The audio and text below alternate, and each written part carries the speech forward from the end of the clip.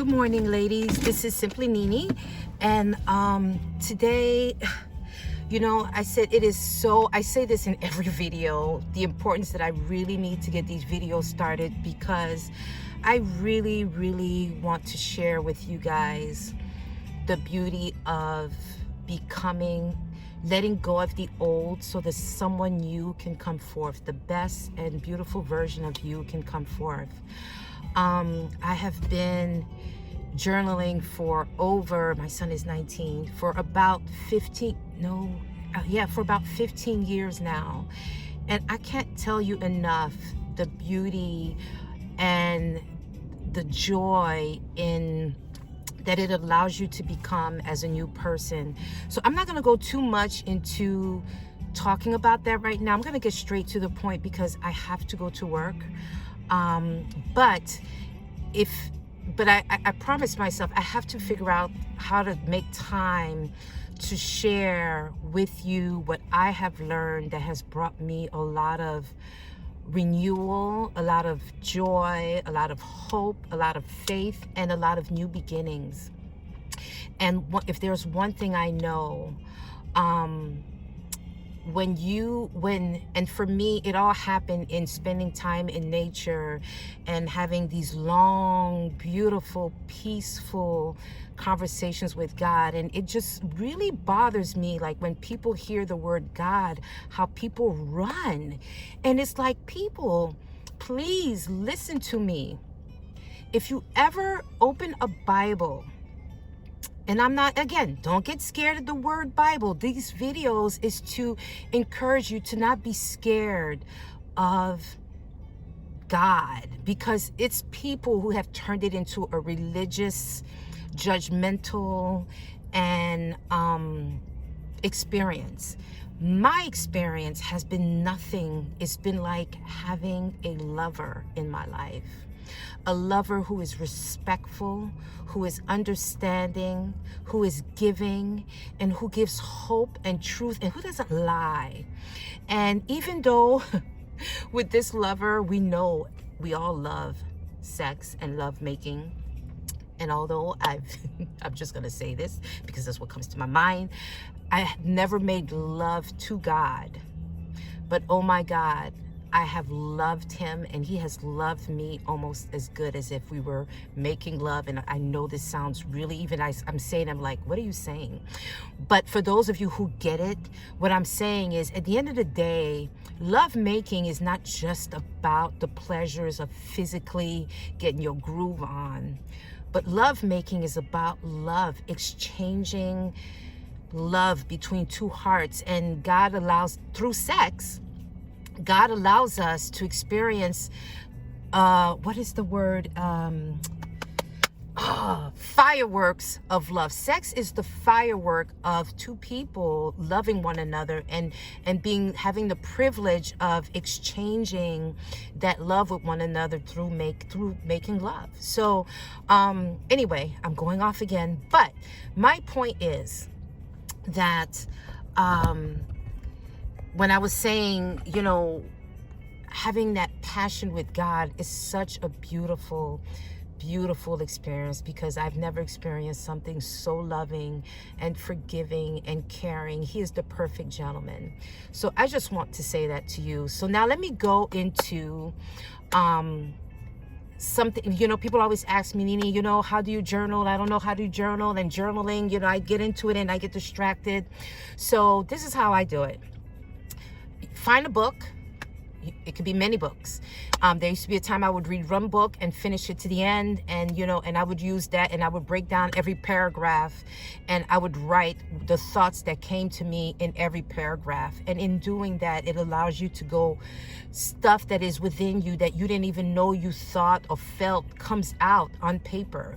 And that's how you begin to know who you are, what you want for yourself, what you don't want for yourself. It brings out what people have done to you, how you handled it, how you think you should have handled it, how you would handle it next time. It allows you to become who you are and let go of who you once were, so that a new, beautiful version of you can come forth. I work with flowers, and we are all flowers. And I work with perennials. Perennials are flowers that you plant into the ground, and every year they come back. Of course, it's not a guarantee depending on what kind of winter we had, but technically perennials come back every year. And so they die off at the end of the season, and a new plant comes forth in the spring and summer months. So that's what renewal is. We are perennials who are constantly coming forth, dying, coming forth, dying, coming forth again and dying, so that you can become a better version of yourselves. Some of the old of you have to die so the new can come forth. Okay, again, I'm gonna cut this short and I'm gonna go straight to where I want to share with you in some different passages from different books. And let this be your message in this beginning of a new version of you. Prepare yourself to become the new best version of you. All right. Every day is a process. I'm not there yet completely. I'm still learning on a daily basis. But one thing I can tell you, it is a beautiful experience.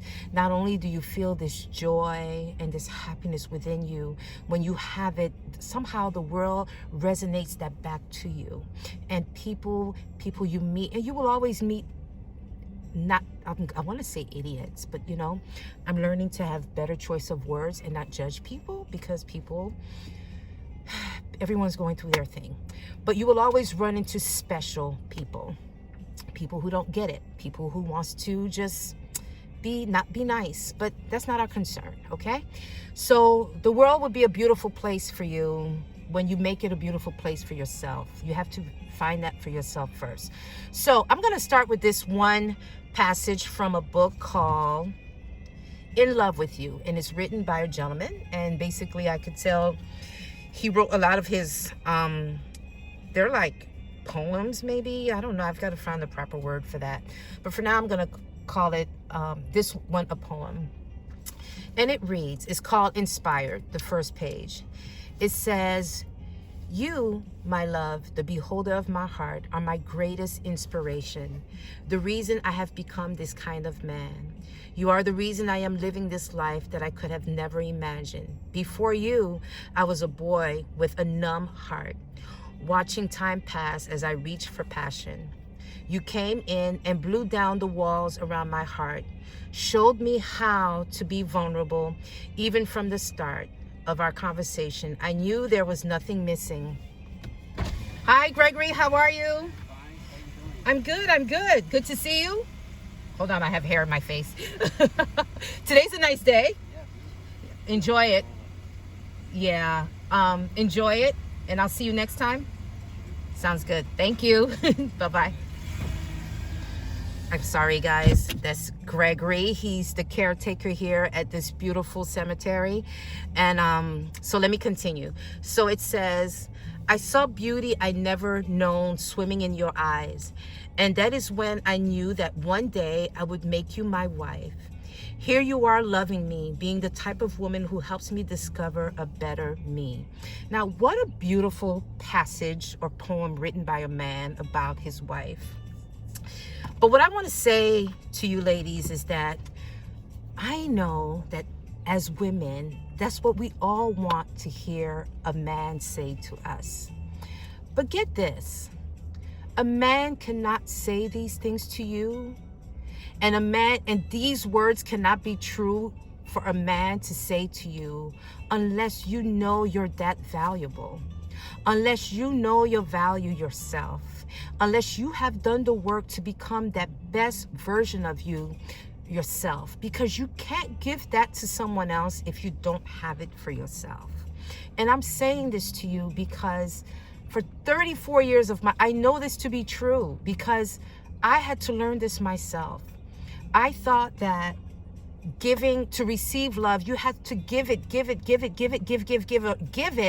without loving myself and expecting someone to love me. If I give all this without loving myself first, which is what I did, and when I mean loving myself, I mean, we'll go into what true loving yourself is. We all know we love ourselves. Yeah, I love myself. I don't want nobody to hurt me. I don't want this and that. I love myself. But no, you don't really value yourself the way you should.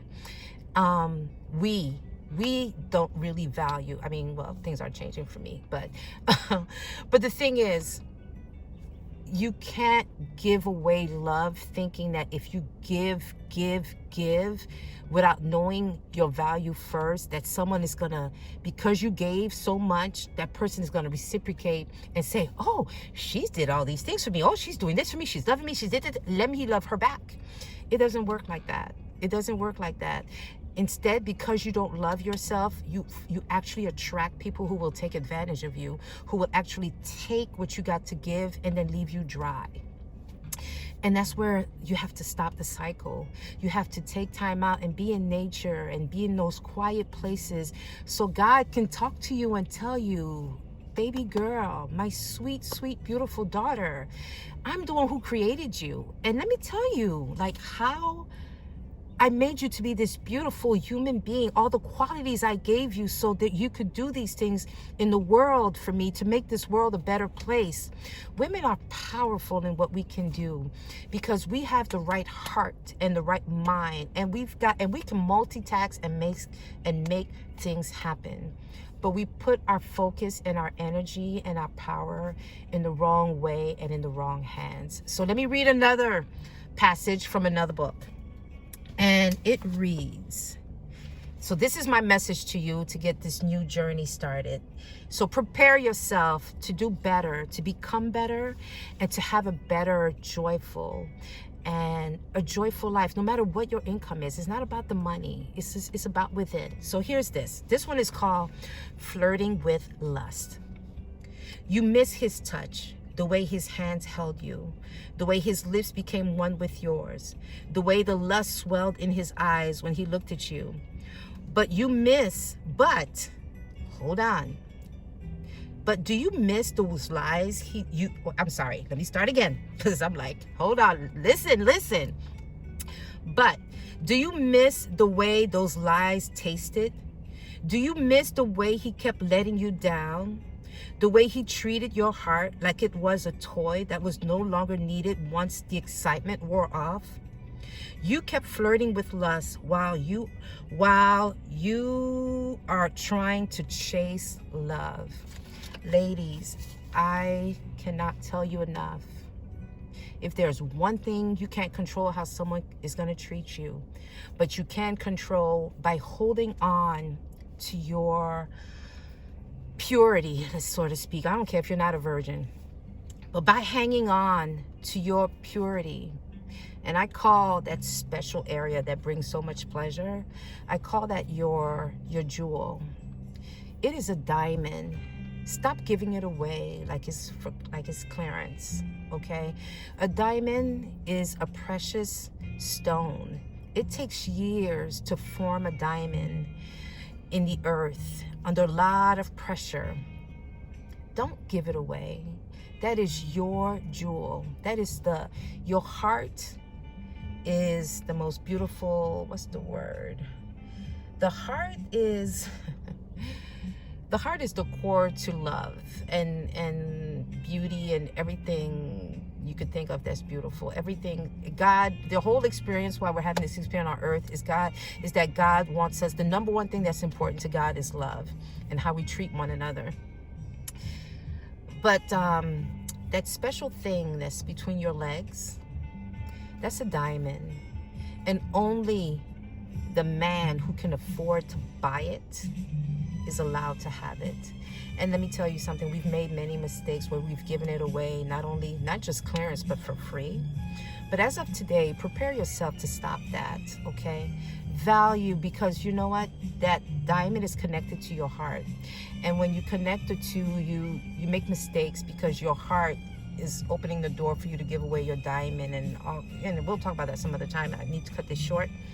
But anyway, I just want to say, ladies, join me. I will share with you. I will join you. I will allow you to join me. And let's get together and let's journal so that you can prepare yourself to live this life beautifully, no matter what your income or your situation. it begins with time and trust and believing and wanting. So with that being said, I'm going to cut it short. I only have a few minutes. Please like, subscribe, reach out, and thank you for listening.